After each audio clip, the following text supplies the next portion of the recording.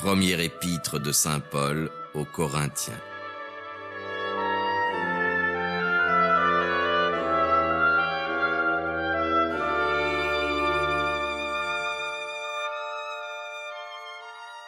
Paul, appelé à être apôtre de Jésus-Christ par la volonté de Dieu, et Sosthène, notre frère, à l'Église de Dieu qui est à Corinthe, à ceux qui ont été sanctifiés dans le Christ Jésus, appelés saints, et à tous ceux qui invoquent le nom de notre Seigneur Jésus-Christ, en quelque lieu qu'il soit et que nous soyons nous-mêmes. Que la grâce et la paix vous soient données par Dieu notre Père et par le Seigneur Jésus-Christ. Je rends grâce continuellement à mon Dieu pour vous, à cause de la grâce de Dieu qui vous a été donnée dans le Christ Jésus. Car en lui, vous êtes devenus riches en toutes choses, en toute parole et en toute science, le témoignage du Christ ayant été ainsi confirmé par vous, de sorte qu'il ne vous manque aucune grâce, à vous qui attendez la manifestation de notre Seigneur Jésus-Christ, lequel vous affermira encore jusqu'à la fin, pour que vous soyez irréprochables au jour de l'avènement de Jésus-Christ notre Seigneur. Il est fidèle, le Dieu, par lequel vous avez été appelés à la société de son Fils, Jésus-Christ notre Seigneur. Or je vous exhorte, mes frères, par le nom de notre Seigneur Jésus-Christ, à tenir tous un même langage, et à n'avoir point de schisme parmi vous, mais à être tous bien unis, dans un même esprit et dans un même sentiment. Car j'ai été informé à votre sujet, mes frères, par ceux de la maison de Chloé, qu'il y a des contestations parmi vous. Je veux dire que chacun de vous parle ainsi. Moi je suis à Paul, et moi à Apollo, et moi à Céphaste, et moi au Christ. Le Christ est-il divisé? Est-ce que Paul a été crucifié pour vous? Ou avez-vous été baptisé au nom de Paul? Je rends grâces à Dieu de ce que je n'ai baptisé aucun de vous, excepté Crispus et Caius, afin que personne ne dise que vous avez été baptisés en mon nom.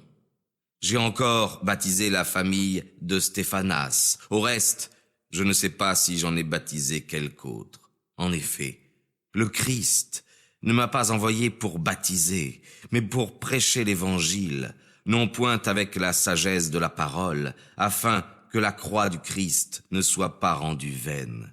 Car la parole de la croix est une folie pour ceux qui périssent, mais pour ceux qui sont sauvés, c'est-à-dire pour nous, elle est la puissance de Dieu. Aussi est-il écrit, je détruirai la sagesse des sages et je réprouverai la prudence des prudents. Où est le sage? Où est le scribe? Où est le disputeur de ce siècle? Dieu n'a-t-il pas frappé de folie la sagesse de ce monde? Car, parce que le monde, avec sa sagesse, n'a pas connu Dieu dans la sagesse de Dieu, il a plu à Dieu de sauver les croyants par la folie de la prédication.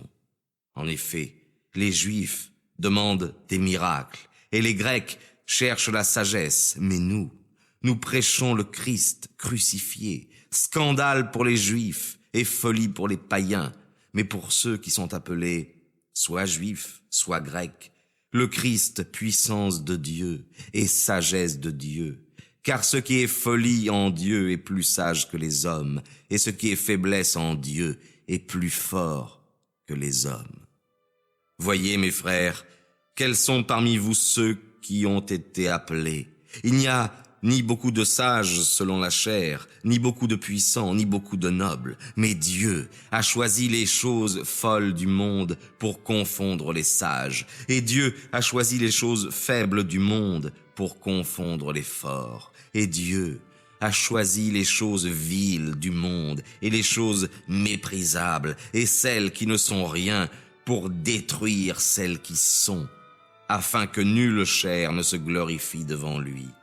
C'est par lui que vous êtes dans le Christ Jésus, qui est devenu pour nous, de la part de Dieu, sagesse, justice, sanctification et rédemption, afin que, selon qu'il est écrit, celui qui se glorifie dans le Seigneur.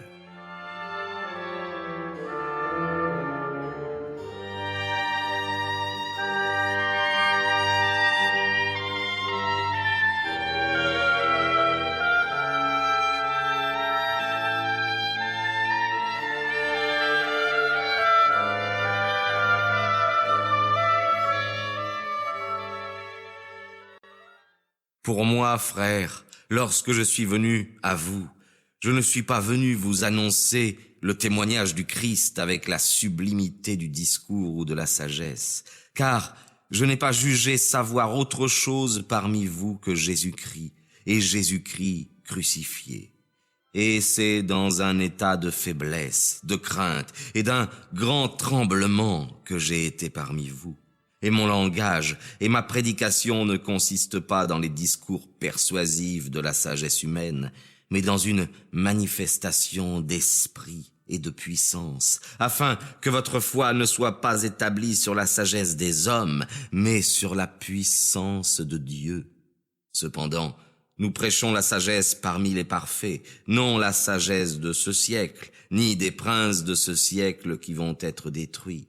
Mais nous prêchons la sagesse de Dieu, qui est un mystère, cette sagesse cachée que Dieu avait prédestinée avant tous les siècles pour notre gloire, que nul des princes de ce siècle n'a connu, car s'ils l'eussent connu, ils n'auraient pas crucifié le Seigneur de gloire.